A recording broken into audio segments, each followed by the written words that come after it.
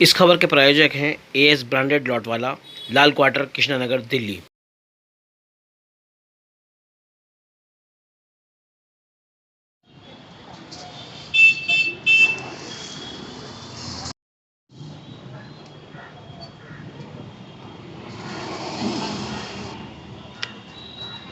शाहिद साहब, बात की जाए दिल्ली स्टेट हज कमेटी की, तो यहाँ जो है अब दो लोग, जो दो मेंबर हैं, वो दोनों मेंबर, उनकी मेंबरी खत्म हो गई है।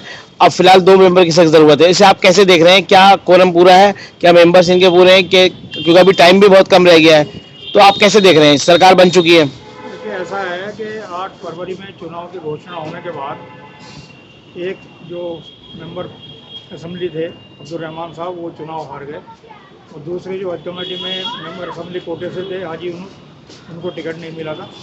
तो नए चुनाव होने के बाद जो है इसमें 4 मुसलमान मेंबर असेंबली आए हैं, जिसमें चौधरी ज़ुबैर अहमद, आलिम मोहम्मद इकबाल, इमरान हुसैन साहब और अमानुल्लाह साहब। अब इसमें से हज कमेटी की जो गठन किया जाता है, तो उसमें मेंबरान असम्बली का भी 2 मेंबरों का कोटा होता है। तो इसलिए स्पीकर महोदय को ये चाहिए, क्योंकि हज का सीज़न शुरू होने वाला है, तो जल्दी ही जो है 2 मेंबर असम्बली जो यहाँ से रुकनीत ख़त्म हो गई है, उसको पुर करने के लिए जल्द से जल्द असम्बली कोटे से 2 मेंबर असम्बली के नाम भेजे जाने चाहिए, ताकि सुचारू रूप से हज का जो काम है वो चलता रहे। इसमें हमारे नज़रिए से जो है, जो मेंबर आने चाहिए उसमें चौधरी ज़ुबैर और आलिम मोहम्मद इकबाल को मेंबर नामज़द होना चाहिए। और इसके साथ ही हमारी एक अपील और है, क्योंकि हज कमेटी का जो चेयरमैन चुना जाता है, उसको उसके तश्कील में जो मेंबर्स होते हैं वो उसको चुनाव करते हैं। लिहाजा सरकार से हमारी ये भी अपील है, 2 मेंबरान असम्बली को नामज़द करने के बाद चेयरमैन हज कमेटी का भी चुनाव दोबारा होना चाहिए। ऐसी मेरी अपनी राय है। शाहिद भाई, एक चीज देखने को मिली है इस पूरे मामले के अंदर। अब ये जो सरकार बनी है, ये सरकार जो है दिल्ली में बीजेपी की बहुमत की सरकार बनी है। ठीक है, जो मेंबर्स हैं वो दोनों अपोजिशन के मेंबर हैं, दूसरी पार्टी से जुड़े हुए हैं। तो क्या ये पॉसिबल है? ऐसी कोई प्रोसीजर है इसके अंदर, हज एक्ट में? हज एक्ट में साफ तौर पर लिखा है कि 2 मुस्लिम मेंबरान असम्बली। अच्छा। अलबत्ता जो सांसद कोटा है उसमें खामोशी इख्तियार की गई है, हालांकि उसमें भी मुस्लिम प्रायोरिटी सांसद देना होना चाहिए। मुस्लिम सांसद होना चाहिए था।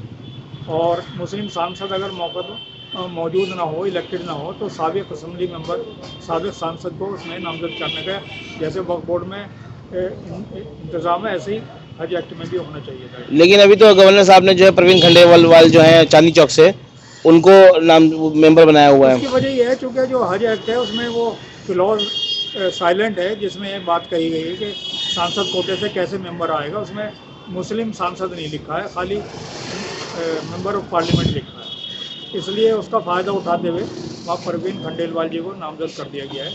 और मैं समझता हूँ आपने जो सवाल किया है कि सरकार बदल गई है, जो असम्बली के मेंबरान आ रहे हैं वो अपोजिशन के हैं, तो वो अपोजिशन के हो, चूँकि हज कमेटी और हज का कार्य एक ऐसा है जो राजनीति से ऊपर है, ऊपर है। इसमें राजनीति नहीं होनी चाहिए किसी भी तरह की। तो इसमें जो भी मेंबर आए चुनकर, वो हाजियों के वेलफेयर के लिए काम करें, उनको बेहतर से बेहतर सहूलियात हज कमेटी मुहैया कराए। ये हम चाहते हैं कि जो शाहिद लोग साहब, मेंबर आप आए। भी लगातार इस जमाने से जो है हाजियों की खिदमत से जुड़े रहे हैं और इस पूरे मामले को बहुत बारीकी से नजर रखते हैं।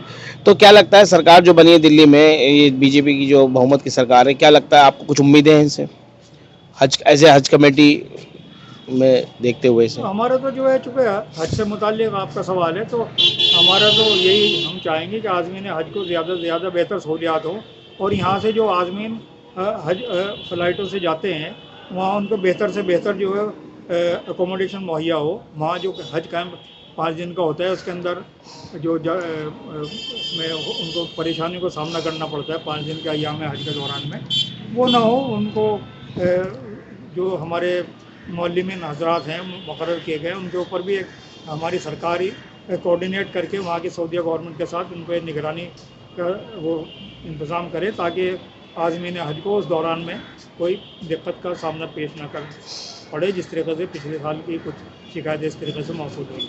हम चाहते हैं पुरअमन तरीक़े से और आसानी के साथ हमारे आदमी ने हज जो जाएंगे वो पुरसुकून माहौल में और बग़ैर दिक्कतों के वो अपने हज को मुकम्मल करें, यही हमारी उम्मीद और आशा है।